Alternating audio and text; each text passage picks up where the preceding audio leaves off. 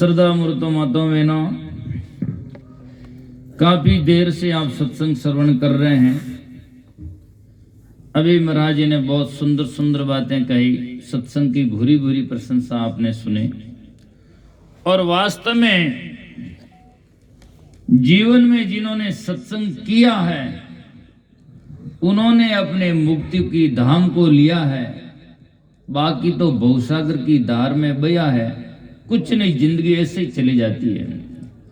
जीवन में संत महापुरुष कहते हैं संत समागम हरि कथा, और संत महापुरुष कहते हैं सत्संग बिना सुधरा नहीं। सुधार और उद्धार सत्संग नहीं होता है। मेन भूमिका जो है सबसे पहले सत्संग है।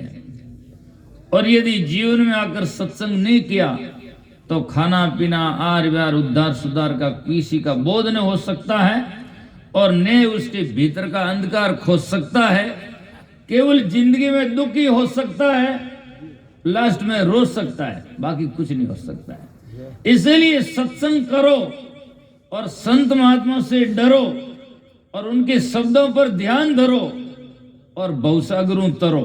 बस इतना कर लो, जन्म सुधर जाएगा, और नहीं तो ये जीवन किधर जाएगा कोई पता नहीं होगा। इसलिए साहिब कहते हैं सत्संग लगे रहो मेरे भाई। आज हम किससे लगे हुए हैं? दुनिया से। दुनिया में दो विभाग है, एक तो प्राणी और एक पदार्थ। जिंदे जीव मानव है, माता पिता पुत्र परिवार भाई बंधु गाय भैंस घोड़ा गधा सूकरा कुकरा, जिंदे प्राणी है। और दूसरा जैसे कि मकान दुकान रुपये पैसे जमीन जायदाद पद प्रतिष्ठा इत्यादि में उसी में आदमी रुझा हुआ है। दोनों ही छूटने वाले हैं, और आधा तो पहले ही रूठने वाले है ना। पहले ही रूठ जाएगा और लास्ट में तो सब छूट जाएगा। शमशान में ज्ञान सिर फूट जाएगा और घर आकर भाई साहब तो लाभ से हलवा खान उठ जाएगा, पर लास्ट में सब झूठ जाएगा। जय हो, है ना। क्या करेगा? इस जिंदगी में आकर ऐसे ही मरेगा। इसलिए संतों की सत्संग कर तो इन भवसागर से सहज में तरेगा। जय हो। इसलिए सत्संग लगे रहो मेरे भाई, तो क्या होगा? तेरी बिगड़ी बात बन जाएगी। बिगड़ी जन्म जन्मांतरों की सुधरे अब ही आज। तेल फूलों का संग करता फूलेल कहलाता है। और सजना अभी संतों ने बहुत सुंदर सुंदर बातें कही। नाला गंगा में मिलता गंगोदक बन जाता है, और वास्तव में जाकर के कीट ब्रह्म का संग करता है, आकाश में उड़ने लगता है। और संत महात्मा कहते हैं ये जीवन में बदलाव होता है, संतों की सत्संग में सहज में होता है। और बाकी तो सजना जिंदगी में कहीं भी जाओ, तीर्थ जाते रहो, अनपहचान लड़ाई झगड़ाई करते रहो, कोई फर्क नहीं पड़ता, है ना। सत्संग में ही जाता है, तीर्थ में ही नहाता है, और जर्दा तंबाकू ही खाता है, इतना ही समझ में नहीं आता है ना।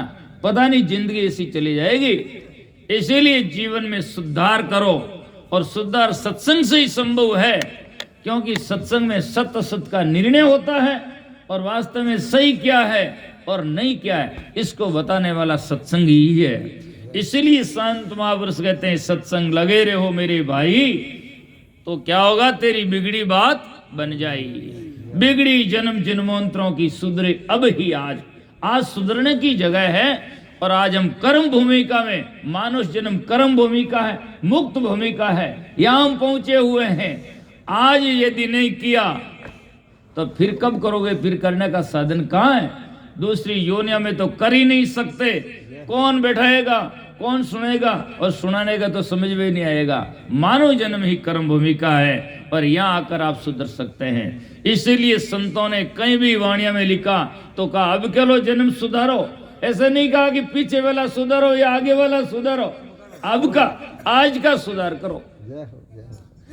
और मैं कहता रहता हूं सजना, दो बात का ध्यान रखो, एक तो आज का एंड एक महाराज का, है ना। महाराज का ध्यान का मतलब यह नहीं महाराज क्या खाते हैं, कहां जाते हैं, लेकिन महाराज क्या कहते हैं। आज का करोगे तो आज करना शुरू होगा तो कल अपने आप सुधर जाएगा। और महाराज के पास में जाओगे तो महाराज आज करना क्या है वो बता देंगे। और आज सही करेंगे तो कल स्वतः सही हो जाएगा, है ना। और आज जिसने सही नहीं किया तो कल किसी का सही हो ही नहीं सकता है। भविष्य में क्या है ना। इसलिए सजना, भूतकाल तो सपना, भविष्य काल कल्पना और वर्तमान है अपना। वर्तमान अपना है, इसी में राम जी साहिब का नाम जपना है। इस दुनिया के पीछे क्यों खपना है, ये तो जिंदगी में एक दिन छूटना ही तो है। इसीलिए उस बात को सजाओ, उस बात को साथ में लो और उसी का संग करो। सदा संगाती राम जी सो तू बेग पिछाण, कह कबीर भज लीजिए छोड़ कुटुंब कुल कांड।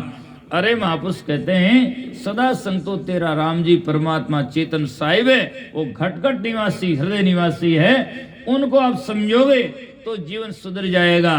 तो इसीलिए कहते हैं दुनिया दौलत माल खजाना बदिया बैल चराई। दुनिया दौलत, दुनिया में मैंने पहले कह दिया वो जीवधारी प्राणी है, और दौलत में जाकर के निर्जीव जितनी वस्तुएं हैं इसी में जीव अटका हुआ है। दुनिया दौलत माल खजाना बदिया बैल चराई।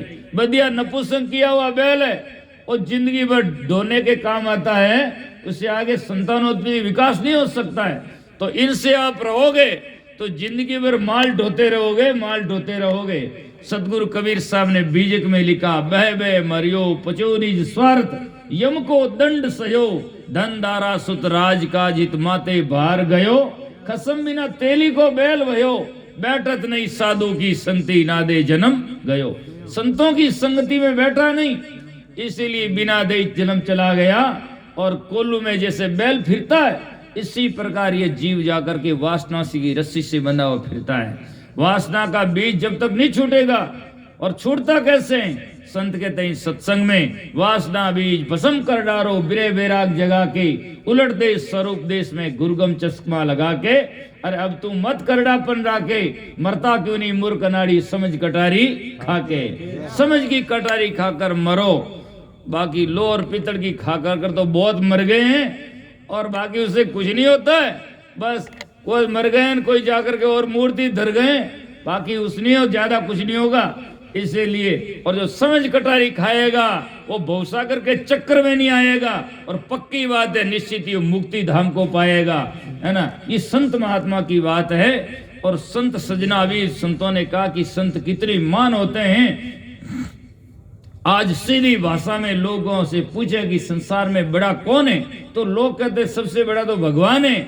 लेकिन भगवान की वाणी सुनो तो वो कहते हैं कि नारद मेरे भक्तों से अंतर नहीं।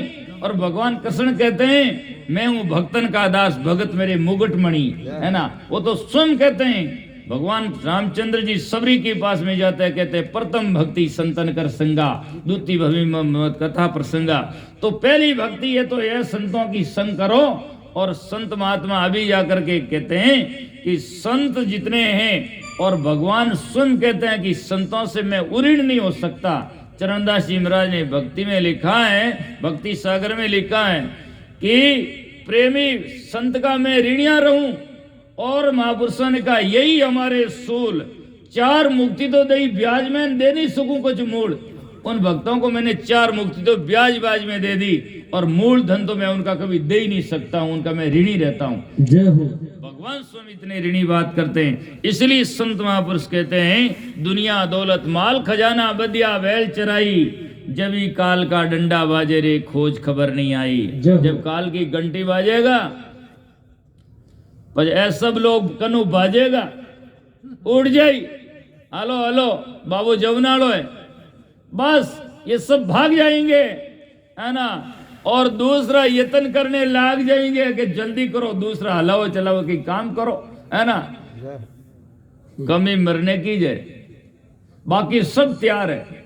शमशान तैयार, उठवनाला तैयार, रोवनाला तैयार, खवनाला तैयार, कपड़ा वाला सब बैठा है, सब तैयारी है ना। कभी केवल मरने की मरिया लिजान दरिया लारे बारवा करिया ने काम हरिया, बस बात खत्म। बस इतना ही झंझट है बस।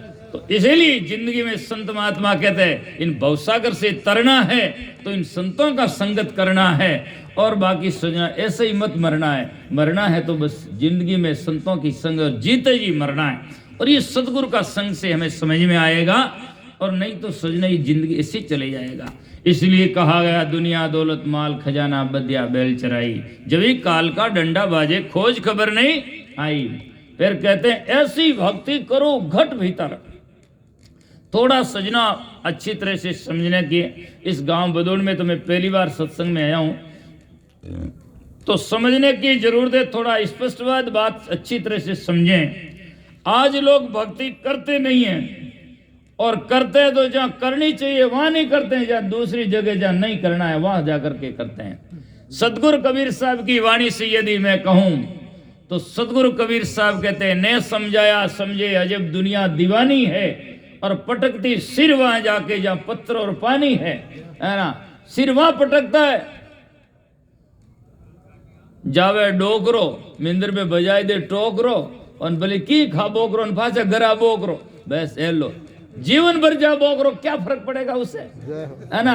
क्या फर्क पड़ता है? जिंदगी में उद्धार सुधार तो है नहीं, जैसा का तैसा है। बदला है यदि जिंदगी में सत्संग में जाकर, लोग कहते हैं इसका स्वभाव है। अरे स्वभाव बदलने के लिए तो सत्संग किया जाता है, और स्वभाव ही यदि न बदले तो और क्या बदलेगा। बाकी आदमी 50 वर्ष हो गए संगत करते करते, और महाराज के पास में जाकर सिर धरते धरते ढोलक तबला बजाते बजाते भजन गाते खाते लाभ से हलवा खाते खाते जिंदगी बीत गई।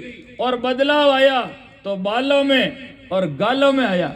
बाल तो काले थे वो सफेद हो गए, गालों में झुर्रियां पड़ने लग गई, लेकिन भाई साहब की चालों में बदलाव नहीं है। चाल तो वैसी की वैसी है, बदलाव है तो गालों में और बालों में है, लेकिन चालों में बदलाव नहीं है। और समझने की बात यह है, जब तक आदमी सुखनी, एक बात कहता हूं, आदमी जब मिलता है तो अभिवादन भाई गुरु अडला राम साहेब बंदगी सतराम ओम राम जी साहब की कह करके फिर कहता को हालचाल कैसा है। पहले आदमी बोलता ठीक है साहब, धीरे धीरे उसके भीतर की बात निकलती है, आजकल हालचाल खराब है। दो शब्द है सजना, हाल और चाल। इसमें एक शब्द तो प्रधान है और एक गौण है। गौण कहते हैं एक के ऊपर एक आधारित होता है, और एक होता प्रधान। तो इस दो हाल चाल शब्द में सजनो, चाल जो है प्रधान है और हाल उसके ऊपर निर्भर आधारित है। अब आदमी की दृष्टि अलग तरह से है, आदमी की दृष्टि हाल पर है पर चाल पर नहीं है। जबकि सुधार जब हो सकता है कि जब आदमी की चाल ठीक हो, तो चाल ठीक हो तो हाल ठीक होता है। जैसे गाड़ी चल रही है तो गाड़ी की चाल ठीक है तो मैं बैठा रहा, हाल ठीक है। और गाड़ी की चाल खराब होगा तो गाड़ी गिरेगा तो मैं बैठने वाला मरेगा, और क्या होगा, है ना। तो चाल खराब है तो हाल खराब है। अब आदमी क्या करता, चाल तो सुधारता नहीं और हाल ठीक चाहता है। ये कब संभव होता है? बीड़ी छोड़ना नहीं चाहे, खांसी नहीं चाहे, ये दोनों थोड़ी हो सकता है।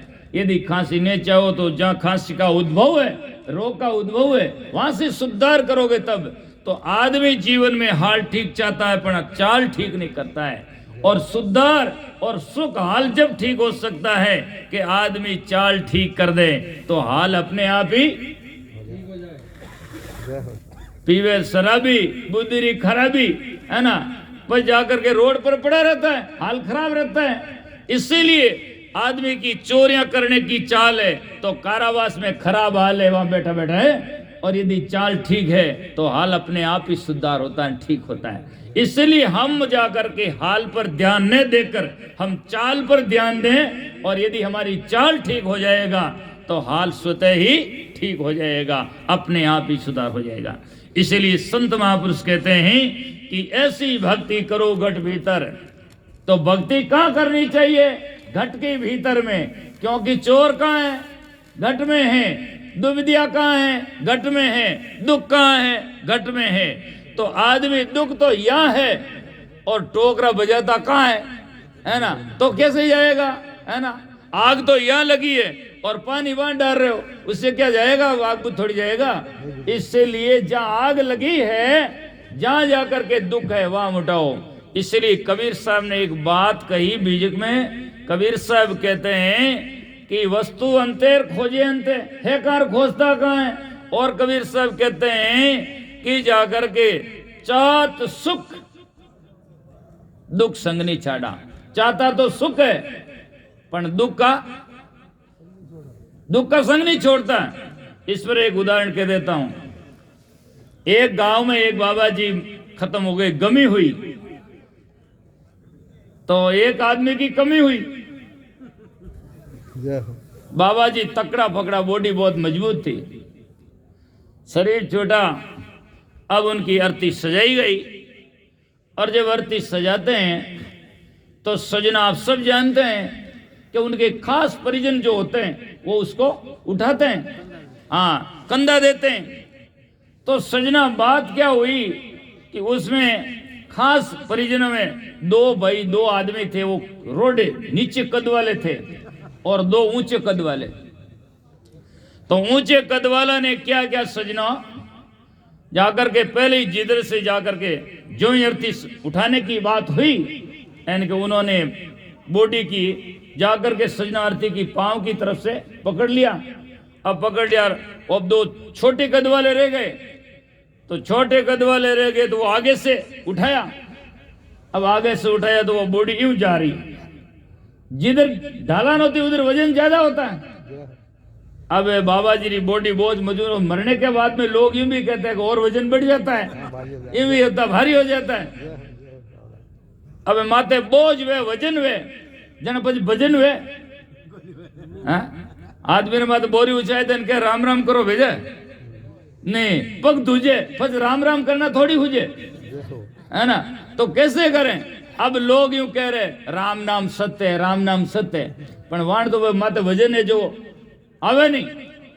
अब धीरे धीरे अब क्या भाई तुम लो और वो लो, तो वो जगह नहीं है। ऐसी बात क्या, तो लोग कहते देखो इनके अमुक आदमी खत्म हो गया, अभी भी ऐसी बातें कर रहा है। वो बेचारे चलते जा रहे हैं, आगे आगे जा शमशान घाट से पहले सजना एक जगह आती जहां विश्राम लेते हैं, विश्राम रखा और कहा भाई आगे पीछे हो जाओ। बस एकदम जाकर के वो बड़े कद वाले थे, उन्होंने जाकर के आगे से पकड़ लिया और वो अब जाकर के बॉडी यूं चल रही है, वो पीछे से वे, तो भी अब वजन ही आ रहा है, ये वजन आ रहा है। और अब लोग जा रहे हैं, और अब जा रहे कह रहे राम नाम सत्य है, राम नाम सत्य है, सत्य से मुक्त है। आखिर में ज्यादा वजन आया तो मैं दो जना पीछे आनी रोडे कद वाला, मैं बोलिया राम नाम सत्य है और मारे तो आगे वाली गत है, की फर्क कोई राम नाम सत्य है और मारे तो आगे वाली गत है, कोई वजन में तो कोई फर्क है नहीं, है ना। तो सजना ये तो एक उदाहरण है। आज हम जाकर के सजना दुनिया में क्यों राम नाम सत्य है, और कितने वर्षों से हम जिए हैं, पर हमारी तो आगे वाली गत है, कोई फर्क नहीं है ना। क्यों फर्क नहीं है? कि हमने जिसके कारण से जाकर के वजन आता था उसका हमने संग छोड़ा नहीं। यदि दोनों अलग अलग हो जाते तो सजना वो वजन कम हो सकता था। ऐसे आज जहां से दुख पैदा होता है उन बातों को यदि हम छोड़ देंगे तो हमारा दुख जा सकता है, और नहीं तो सजना मुर्दा को आगा पाचा करने से, आगा पाचा जाने से हमारा दुख नहीं जा सकता है। इसलिए संत महापुरुष कहते हैं ऐसी भक्ति करो घट भीतर छोड़ कपट चतुराई, और जाकर के सजना सेवा बंदगी अरुआधीनता सहज मिले हरियाई। अरे सत्संग लगे रहे वो मेरे भाई, आ थारी बिगड़ी बात बन जाएगी। इन मूर्खों को क्या समझें? संत महात्मा सत्संग में कितने वर्षों से, कितने युगों से सत्संग सुनाते आए हैं, फिर भी जाकर के सजना समझदार तो समझते हैं थोड़ी बात में, और जाकर के मूर्खों को कितना दो उपदेश जगाया से नहीं जगता। आदमी नींद में सोया हुआ जग सकता है, लेकिन आंख मीचन जानकर बूझन पड़ियोड़े बहुत थोड़ी जागे। तो संसार में ऐसे बहुत सारे लोग हैं जो जान बूझ करके आंख मूंद कर पड़े हुए हैं, उनको कितने आवाज दो लेकिन उससे कुछ नहीं फर्क पड़ता है। इसलिए संत महापुरुष कहते हैं कि जाकर के कहें कबीर सुनो भाई संतों सदगुरु बात बताई। सदगुरु ने ये बात बताई क्या ये दुनिया दिन चार दहाड़े, ये दुनिया तो जिसका तुमने संग किया है वो तो 4 दिन दाड़े नाम कहते हैं हम आपके हैं, हम आपके हैं, और लास्ट में धोखा। जिनको संसार को तुम कहते हो छोका, और वो बिल्कुल ही जो धोखा। इसलिए मानव जन्म का मौका है, इसलिए भजन करो। और वास्तव में आप सही देख सकते हैं आदमी के 4 बच्चे और कहते हैं पिताजी हम आपके हैं, परवाह मत करो हम आपके हैं, और लास्ट में जब घड़ियां आती है तो वही कहते हैं अब पिताजी अट थारो कोई गो नहीं, आप आदमी पहली कह देता तो पिताजी कुछ तो करता, लेकिन पहली तो नहीं कियो, अब लास्ट में हाथ में कुछ नहीं रियो, उस टाइप के अबे पिताजी अब हटा आप कोई नहीं है, राम जी में सुरती लगाओ। पिताजी की जिंदगी भर सुरती दुनिया में लगी, अभी राम जी में लगे? पिताजी के केसुड़ी ने बुलाओ, धापुड़ी ने बुलाओ, सोनिया ने बुलाओ, है ना, अब उनकी सुरती तो वहां लगी रही, अब राम जी में कैसे लगेगा? आज ये सत्संग में संत महात्मा क्यों बुलाते हैं, जैसे फौज में ट्रेनिंग क्यों करवाते हैं? जिस दिन हमेशा लड़ाई झगड़ा थोड़ी है, लेकिन सजनों जब लड़ाई झगड़ा हो तब फायरिंग सही चले, इसलिए पहले ट्रेनिंग करवाते हैं। ऐसे ही संत महात्मा इस सत्संग में बुलाकर, ट्रेनिंग सेंटर है यहाँ बुलाते और समझाते हैं। जिस दिन शरीर छूटे उस दिन जाकर के सजना हमारे मन में रहे कि हमारा तो कोई नहीं, तेरा तो कोई है नहीं, मात पिता सुतनार और ताते सिमरो नामी है मन बारम बार। तो सत्संग लगे रहो मेरे भी, अरा थारी